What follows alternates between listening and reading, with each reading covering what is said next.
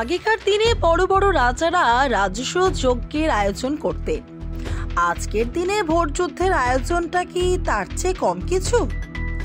Vote vote vote, সারা বছর জুড়ে কোথাও না কোথাও ভোট হচ্ছেই। নিজের শহরে বা গ্রামে, রাজ্যে অথবা অন্য রাজ্যে, দেশে অথবা বিদেশে, ভোটের ঢাকে কাঠি পড়লেই শুরু হয়ে যায় হই হই রই রই সব কাণ্ড। আজকের গ্লোবালাইজ দুনিয়ায় অবশ্য ভোটটাও কোনো বিচ্ছিন্ন ঘটনা নয়। এক জায়গার ভোটের প্রত্যক্ষ বা পরোক্ষ প্রভাব ঠিক এসে পড়ে অন্য জায়গাতেও। ভোটের দিনে নিজের বুথে গিয়ে ভোটটা তো আমরা দিয়ে আসি, আর তারপর ভোটের ফলাফলে নিজের পছন্দের প্রার্থী জিতলো কিনা সেটা নিয়েই বেশিরভাগ মানুষের থাকে সবচেয়ে বেশি আগ্রহ। তবে আজকের দিনে যেভাবে সব জায়গায় ভোট হয়, চিরকাল কিন্তু এরকম ছিল না।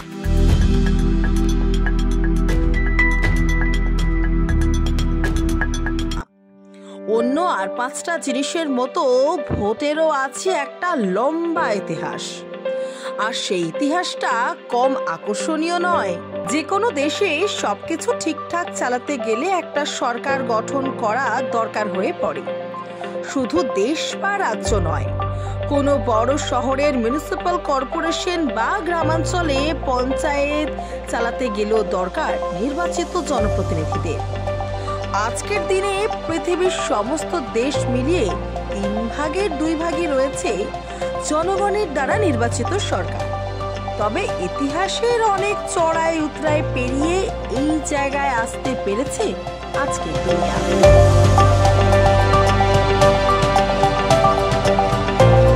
আজ থেকে কয়েকশো বছর আগে গোটা দুনিয়া জুড়ে ছিল রাজা রাজোরাদের শাসন।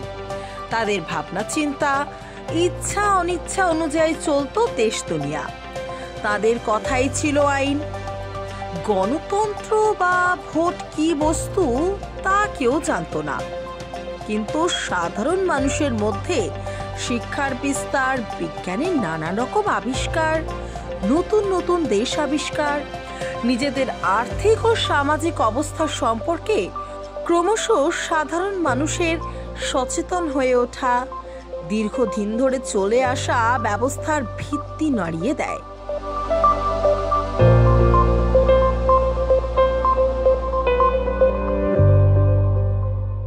বংশ পরম্পরায় চলে আসা শাসকদের শাসন ব্যবস্থা আর না, সাধারণ মানুষই দেশে দেশে ঠিক করে নেবে তাদের শাসক কে বা কারা হবে। এই দাবি ক্রমশ জোরদার হয়ে উঠতে থাকে। ধীরে ধীরে এই জায়গা থেকে আসে ভোটের মাধ্যমে জনপ্রতিনিধি বেছে নেওয়ার ভাবনা। 1789 সালে ফরাসি বিপ্লবের 4 বছর পর অর্থাৎ 1793 সালে যে সংবিধান কার্যকর করা হয়, তাতেই প্রথম বলা হয় ফ্রান্সের সমস্ত প্রাপ্তবয়স্ক পুরুষকে ভোটাধিকার দেওয়া হলো। যদিও সেই অস্বস্তির সময়ে এই সিদ্ধান্ত সেইভাবে কার্যকর করা যায়নি।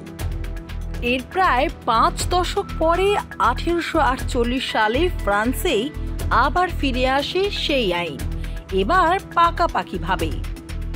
এর কিছুটা আগে বা পরে ইউরোপের বিভিন্ন দেশে এবং আমেরিকায় শুরু হয় সার্বজনীন ভোটাধিকারের জন্য আন্দোলন, এবং সেই সব দেশের শাসকেরা তা মেনে নিতে বাধ্য হয়। তবে বেশিরভাগ জায়গাতেই সমাজে প্রতিষ্ঠিত ও টাকা পয়সাওয়ালা লোকেরাই পায় ভোট দেবার অধিকার। গরিব মানুষ ও মেয়েদের ভোট দেবার অধিকার তখনও স্বীকৃতি পায়নি। যদিও সেই সবের দাবিতেও আন্দোলন ততদিনে জোরদার হয়ে উঠতে শুরু করেছে।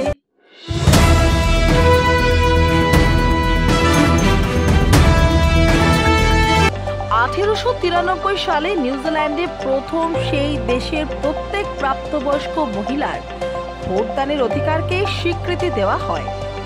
এর পরের বছরে অর্থাৎ 1894 সালে ব্রিটিশ কলোনি দক্ষিণ অস্ট্রেলিয়ায় মহিলাদের প্রার্থী হিসেবে ভোটে দাঁড়ানোর অধিকার দেওয়া হয়। যদিও 1906 সালে ফিনল্যান্ডে প্রথম ভোটের মাধ্যমে সেখানকার পার্লামেন্টে একজন মহিলা প্রার্থী জিতে আসেন। এরপর থেকে ধীরে ধীরে বিশ্বের বিভিন্ন দেশে শুরু হয়ে যায় প্রাপ্তবয়স্ক নারী ও পুরুষদের ভোট দানের মাধ্যমে গণতান্ত্রিক শাসন ব্যবস্থা গড়ে তোলার কাজ।